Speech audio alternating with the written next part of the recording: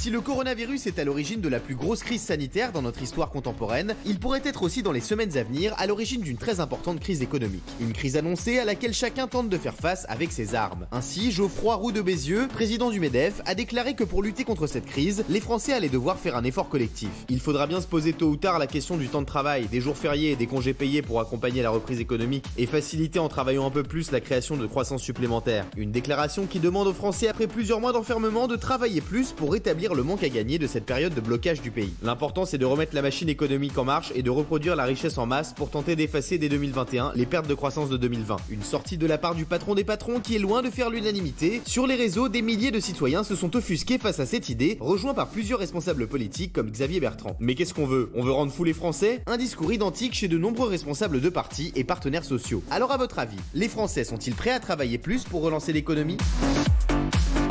Les chéris, est-ce que les Français doivent travailler plus après la crise du coronavirus? C'est ce qu'a demandé le patron du MEDEF, donc le patron des patrons, comme on l'appelle. Est-ce que vous trouvez que c'est une bonne initiative de dire ça ou c'est n'importe quoi? Voilà. Alors, Mathieu. Non, je trouve qu'effectivement, il ne faut pas. Je trouve que c'est une honte ce que j'ai entendu sur le patron du MEDEF, parce qu'effectivement, on est en train de laisser entendre d'abord que les Français seraient responsables de ce qui leur arrive. Les Français se sont tapés 6 mois de gilets jaunes, où ils ont quasiment tous crevé de faim, fermé leur société, ils ont une année très difficile. Maintenant, ils sont à nouveau confinés, ils gagnent plus d'argent, un Français sur 4 est au chômage, toutes les petites PME sont en train de fermer, on est dans une merde noire, les gens ne savent vraiment plus comment ils vont pouvoir bouffer, et on est en train de leur expliquer que quand on va sortir de ça, toutes leurs congés payés, leurs vacances, les 6 semaines de vacances, vont éventuellement être supprimés pour travailler, qu'on va peut-être travailler les jours fériés. Enfin, c'est une blague. Donc, ils sont responsables de ça. Et encore une fois, c'est eux qui vont devoir travailler plus en sortant de ça. Je pense qu'on risque d'aller au chaos total. On va rendre les Français fous. Et je pense qu'on va aller vers une révolution si on continue de sortir des bêtises pareilles. Ce n'est pas à nous de payer ce virus. Très bien. Allez, Benjamin Castaldi. Non, mais je comprends très bien ce que dit Mathieu, mais objectivement, si on se regarde ce qui s'est passé dans le passé, effectivement, on va tous devoir faire un effort du moins riche au plus riche. Et c'est vrai qu'il faut qu'on soit tous soudés, effectivement. Alors, je dis pas qu'il faut supprimer les congés payés, etc. Mais je comprends très bien qu'aujourd'hui, on soit tous concernés et qu'on doit tous faire un effort. Alors, à chacun à son niveau. Alors, les plus faibles, un petit effort, mais les plus forts, évidemment, un plus gros. Mais je suis pas d'accord avec toi. Il a pas dit qu'on était responsable du virus. C'est pas vrai ce qu'il a dit. Voilà, je sais pas ce qu'a tout dit Benjamin. René. Je pense bien qu'ancien syndicaliste, moi, j'ai été révoqué parce que j'ai séquestré mon patron à la RTM.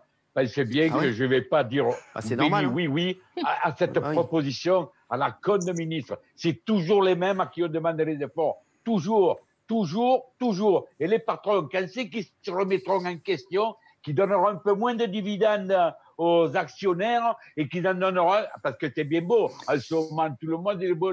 Tout le monde est gentil, les infirmières, les pompiers, les condés, tout le monde est gentil, les éboueurs. Mais qu'est-ce qui va se passer quand sera fini tout ça? C'est bien beau d'être gentil pendant la crise, mais après, il veut qu'on recommence, pas moi, peu cher sur la retraite, il veut que les travailleurs payent encore le coup, recommencent à travailler, on va refaire passer la semaine à 40 heures, la réforme de retraite, le passe au travers, il y a plein de trucs. Ils sont malins, les politiques. Les malins sont beaucoup plus malins que nous. Regardez, ils en ont parlé hier soir dans le JT de 20h de France 2. Vous allez voir que la proposition a même été validée par la secrétaire d'État à l'économie. Regardez. Le PIB a chuté de 6% au premier trimestre. Alors pour rattraper une partie de l'activité, le patronat fait une proposition. Mettre en place des accords dans certaines entreprises pour faire travailler davantage les salariés.